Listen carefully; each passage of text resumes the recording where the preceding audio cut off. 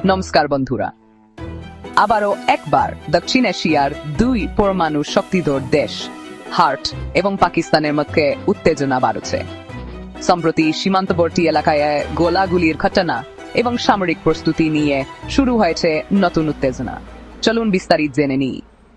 সূত্র অনুযায়ী পাকিস্তান সীমান্তে তাদের সামরিক বাহিনীকে হাই অ্যালার্টে রেখেছে। অন্যদিকে ভারতের পক্ষ থেকেও সীমান্তে সেনা মোতায়েন এবং নজরদারি বাড়ানো হয়েছে। বিশেষজ্ঞরা বলছেন, এই উত্তেজনার পিছনে কারণ হতে পারে কাশ্মীর সীমান্তে সম্প্রতি ঘটে যাওয়া কিছু অনুপ্রবেশ এবং জঙ্গি কার্যকলাপ।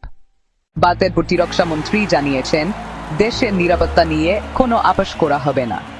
অপরদিকে পাকিস্তানও জানিয়েছে তারা আত্মরক্ষার জন্য প্রস্তুত। বিশ্ব সম্প্রদায় এখন উদ্বিগ্ন। জাতিসংঘ এবং আমেরিকা এই পরিস্থিতি শান্তভাবে সমাধানের জন্য উভয় পক্ষকে সংযত থাকার আহ্বান জানিয়েছে। আপনারা কি মনে করেন, এই উত্তেজনা আসলেই যুদ্ধের দিকে নিয়ে যাবে নাকি কূটনৈতিকভাবে সমাধান হবে? কমেন্টে আপনার মতামত জানাতে ভুলবেন না। ভিডিওটি ভালো লাগলে অবশ্যই লাইক দিন, শেয়ার করুন এবং আমাদের চ্যানেল ওমি প্রোগ্রামারে সাবস্ক্রাইব করতে ভুলবেন না।